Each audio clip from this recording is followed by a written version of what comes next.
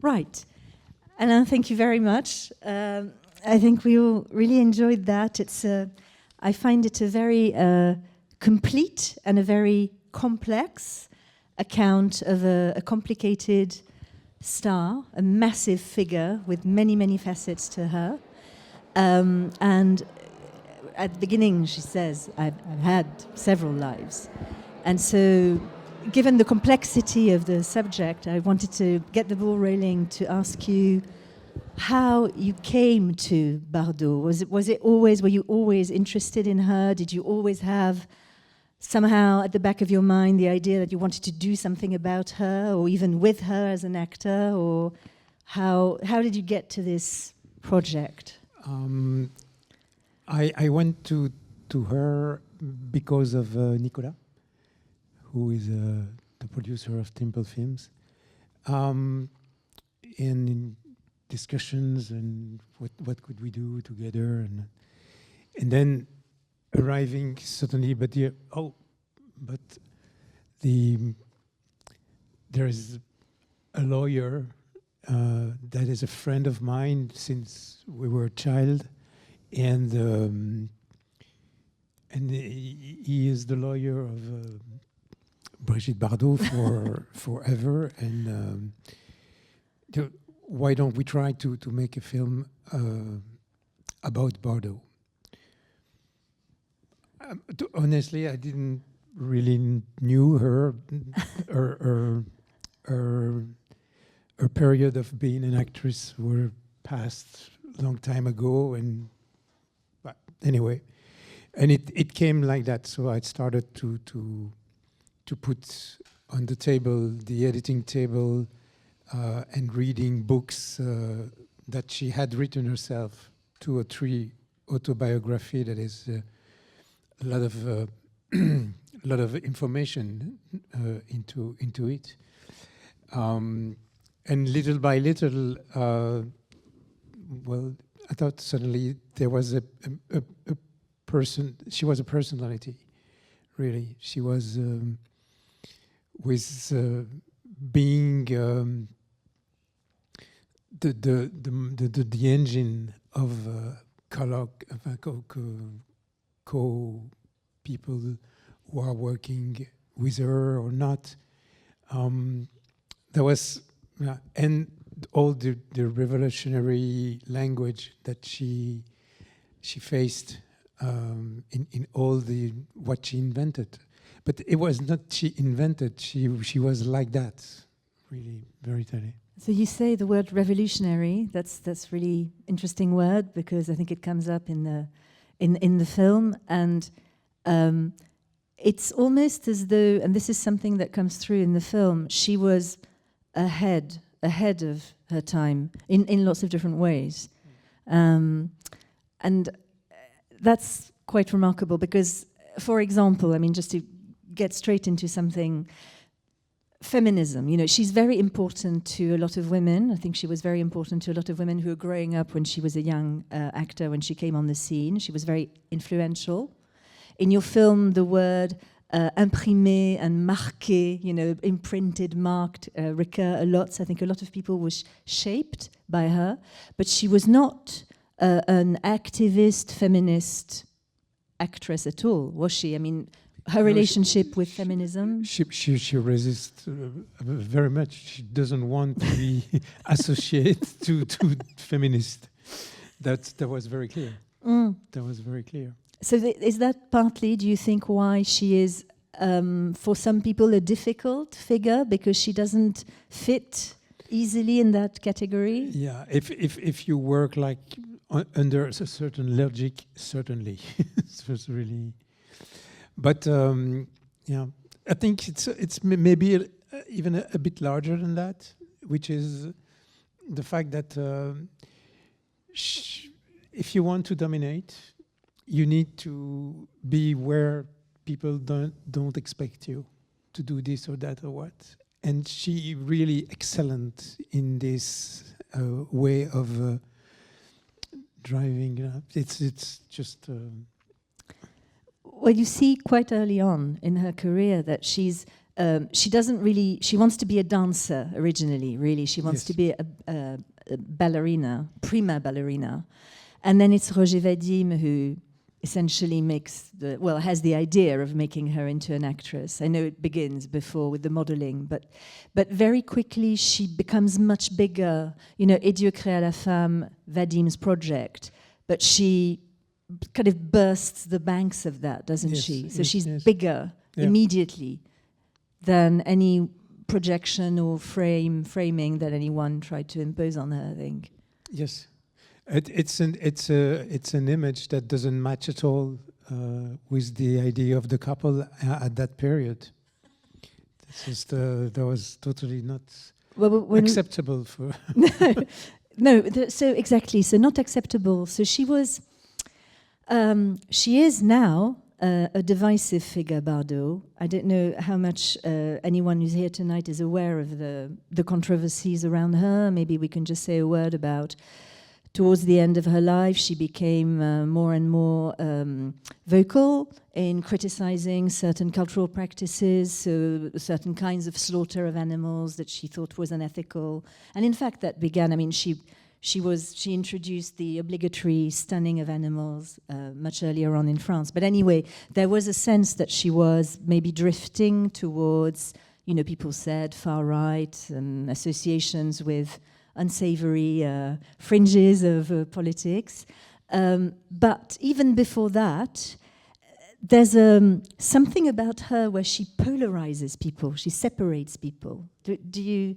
How do you see that? The contradictions in the intensity of the reactions, positive and negative, to Bardot. Yeah, but I don't think she wants to separate people. I think she just wants to be the one she wants to be, period. And and she doesn't want to be assimilated to this or this or this or there. She needs to decide and to be the one. She's not a provocateur. She's not trying to. She's kind of provocation because what she proposed is different and surprising for the people at that time. So yeah. So different because of her independence. Would you say she was different and perhaps a bit sort of surprising and shocking when she first became an star, because she was independent. Even as a young woman, she wanted to be her own. She was totally independent. She was just not. She always had this way of making a lot of money in being an actress in film, etc., to do things that someone of her age and her social environment is totally would be by example. You know that it's the husband who is. Filling the fridge, and the woman who he is in the kitchen and cooks what the husband is. She doesn't care. She doesn't care. She pays a car to Roger Vadim. She has very rarely having been with a lover that is more fortunate than her, and so she function her. So yeah, there's a very good bit of archive footage in the film, an interview where she's being asked why she has not remarried, you know, why she has relationships outside of marriage, and she says it's better not to be married, you know. And the interview with the journalist, who I think is female, says, why is it better, an American?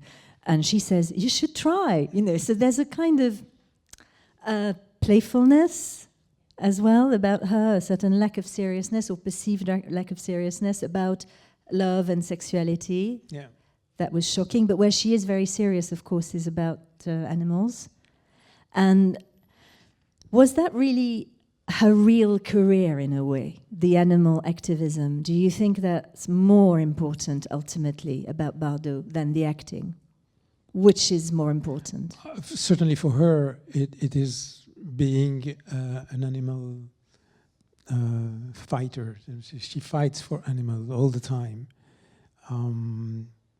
Yeah. Yeah.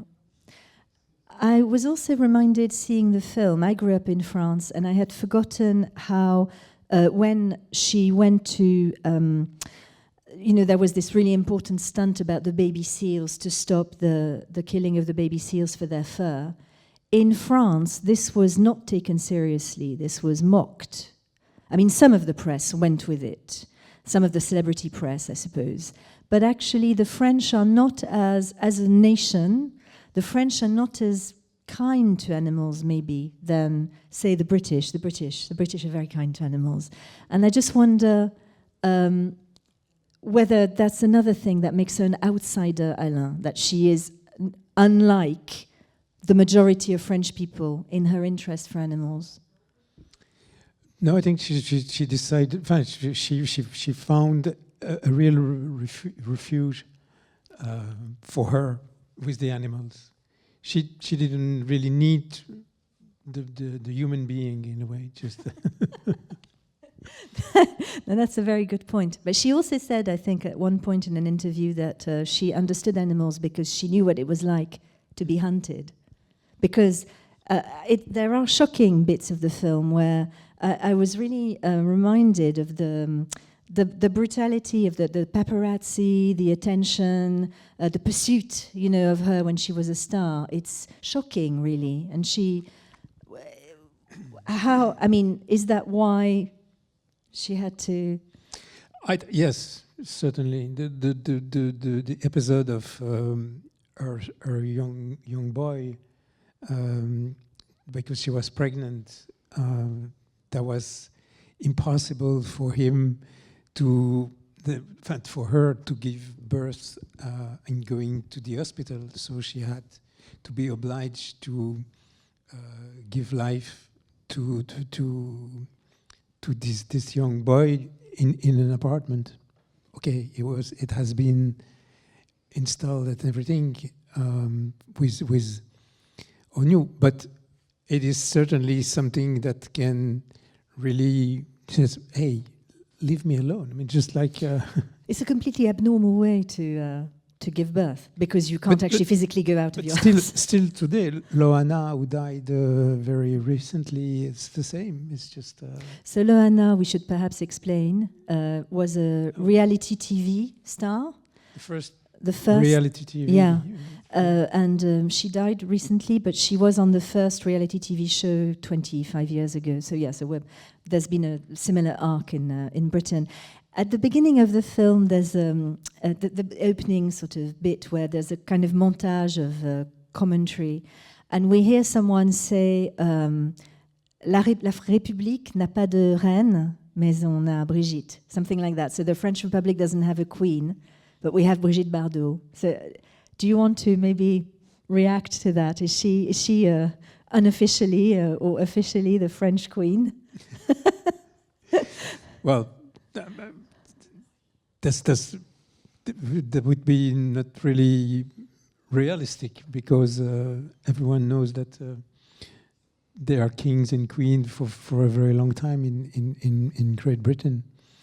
So that's more than a tradition. It's just a way of living through centuries. But she was chosen to represent Marianne, the Republic, and then there were other women after her. But those busts of the Republic, I think we see that in the film. She was chosen as the incarnation of France. So by the end of the film, I felt she sort of was a bit the incarnation of France. You persuaded me. Do you feel that, or? No, that period really. I've seen that it's a moment when she became the Marianne.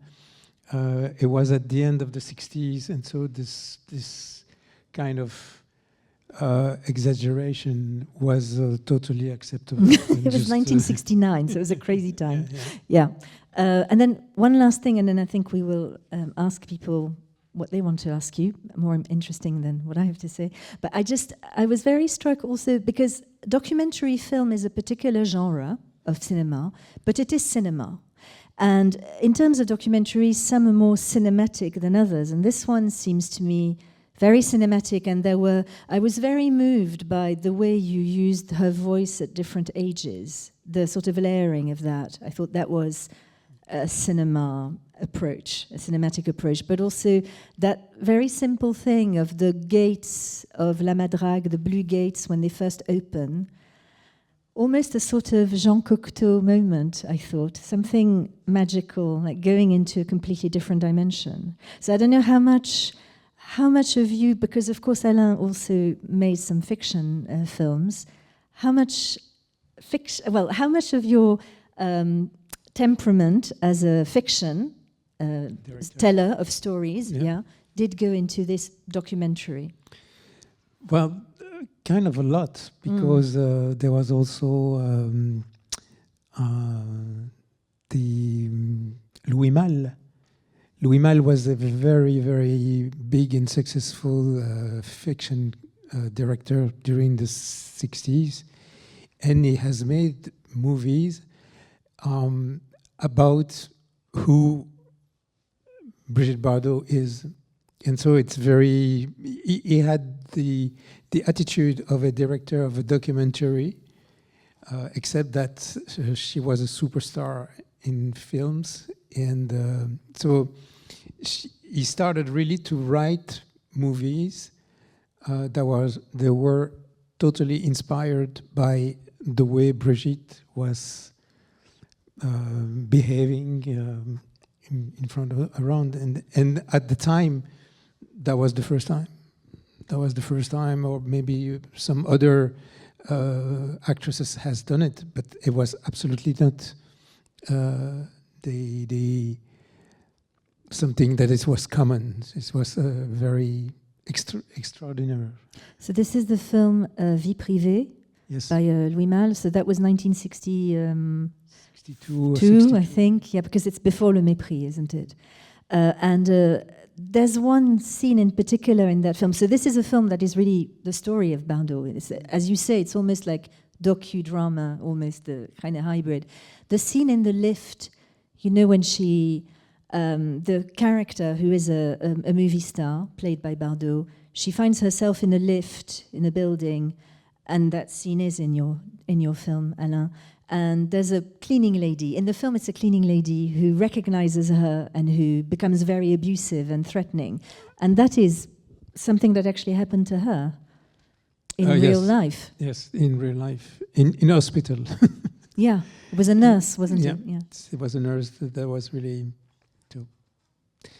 But maybe we can... So let's move on. Any questions for Alain about the film? Anything? Thank you very much for the film. When you went to see her on film, how was she?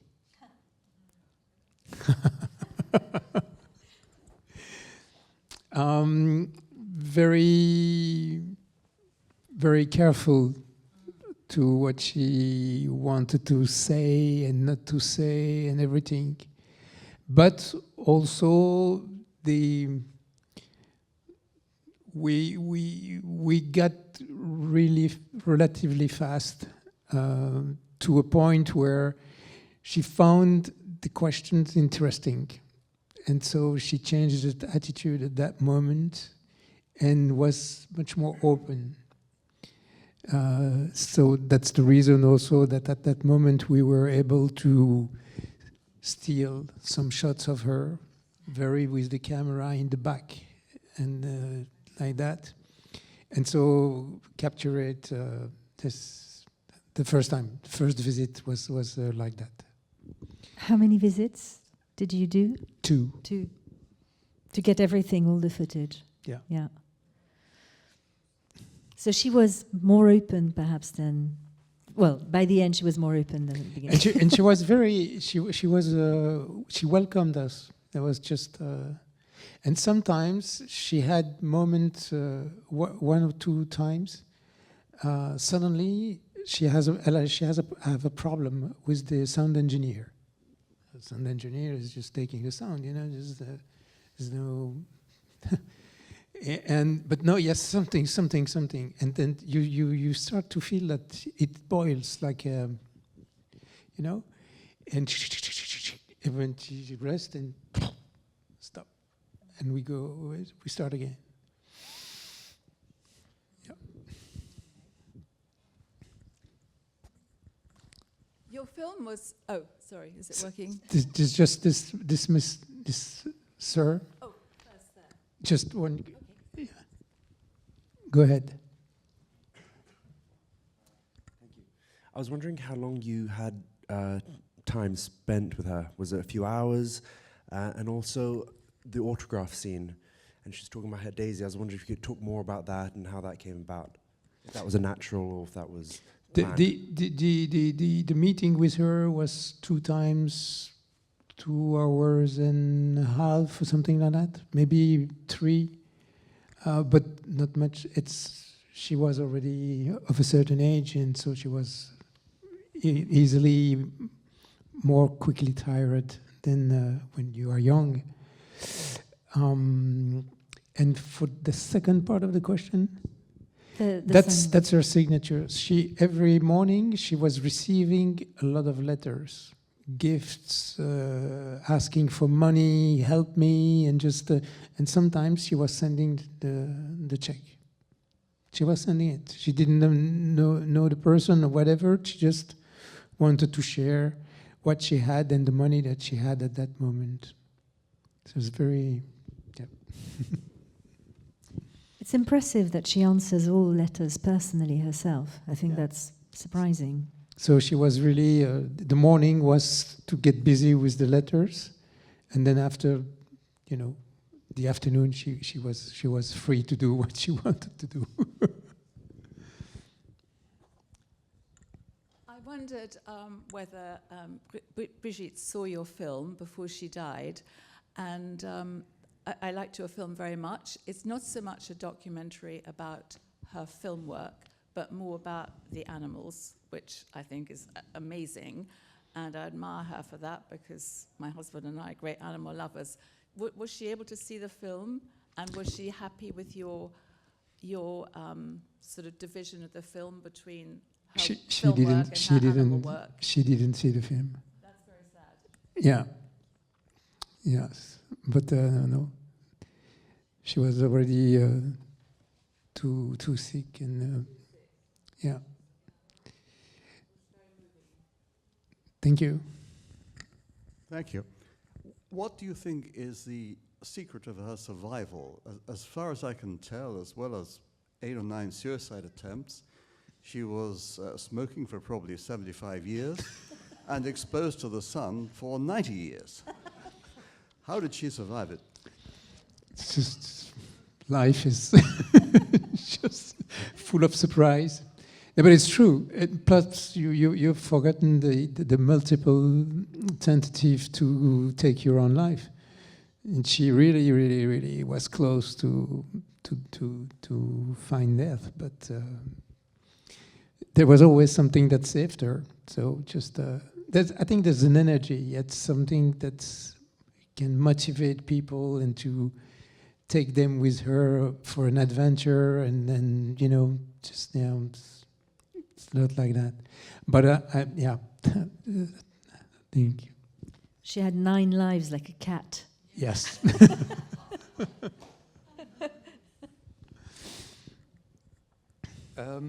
Could I ask a question about the face? Because your film seems to be obsessed with Bardot's face. We get a lot of close-ups. We begin with her face. Her face is there on the screen now. And yet, in the sort of illustrations, which serve as sort of intertitles, she has a face with no features. And of course, when you interview her, we see her from behind. We never see her face. And I just wondered if I could ask you about that, but also just make a quick observation. It's quite, I'm going from memory here, but I think the philosopher Emmanuel Levinas said that the first message of the human face is "thou shalt not kill," and above all, "thou shalt not kill me." And given her attitude towards animals and human life and animal life, later in the film, it seems to be particularly poignant. So I'd be really interested to hear about your choices regarding her face.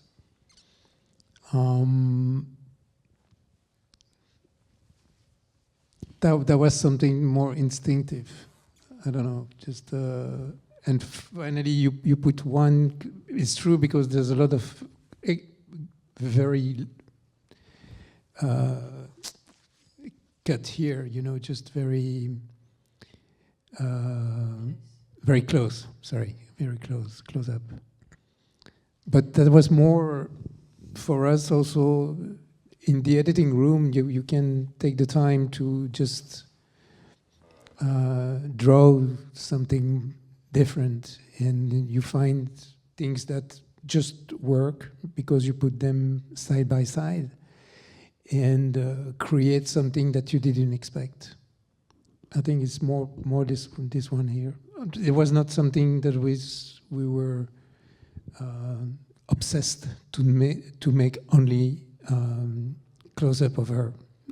Far away from that. It's true, however, I don't know if you would agree, Alain, but I noticed the face, but also the way.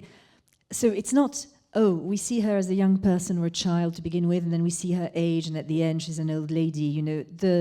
We see her at all ages of her life constantly, so that you're always reminded that it's the same person. And she has the most extraordinarily eloquent face, even when she's not speaking. So I think some of the close-ups you selected, where there's perhaps a reading or she's talking about something else, but we just see her in a film not saying anything, just a really open, vulnerable face. I think that comes across. So if that wasn't a decision, that's still, I think, one of the effects of the film is really to bring that home. The fact, I suppose, and this is where she was really ahead of her time, that we are animals as well. We are all animals. Humans are animals. She knew that, and I think this is something that we now know to be the case. But probably in the 1960s, the attitude to animals was very different, and people set themselves apart. Yes. So, yeah. Yeah. One more? Yes. Hey. Good to see you. I just wanted to ask. Meredith is from Hello. one of the co-producer of the film. Bravo. Thank you. I was very privileged to be involved in the film in any way, and Sandra as well is also here. But I just wanted to give you an opportunity to talk about some of the questions that you posed to Brigitte, because I know she was very accommodating, she was very gracious, but there were certain things that she wasn't very comfortable talking about, and I wanted to give you an opportunity to tell us about that process, the areas that perhaps she didn't want to talk about, and how you managed that with her. Yes, she was paying attention to what she was saying more and more with getting old and the problem that she had with justice. So that was a moment that is kind of a bit difficult because you don't, there's a law and needs to be there. So for her, it's annoying for the fight for animal because she suddenly, a judge say, shut up, and she has to shut up. She has to do it the way. So it was a moment that was very, very difficult for them. And in the first meeting that I had with them, it was clearly just I asked a few questions about Aïd el-Kibir and all of that. And yes, of course, that was complicated, and it's a very complicated matter. Everybody's right and everybody's wrong. So it's always very complicated. But so she was then kindly but firmly I cannot talk about it. I cannot talk about this. So. And what about the very sensitive subject to her about her son? Were you able to explore that with her at all? No, but there was many things, documentation about that, as interview, voiceover, just very. That was a bit easier to have. But when I interviewed her, I didn't get the right to talk about Nicolas, which is very. You're welcome. So one question I have, one more, is we wish you all the best with this film, but do you have another project in the pipeline, something else you're working on, and is it another documentary or not? No, for the moment, no other documentary, only feature films and series TV. But these are projects. Confidential. And touch wood. So watch this space, but you are making something else, you're planning something else. Yeah. That's very exciting. Let's see. Thank you very much, Alain Berliner. Thank you. Thank you.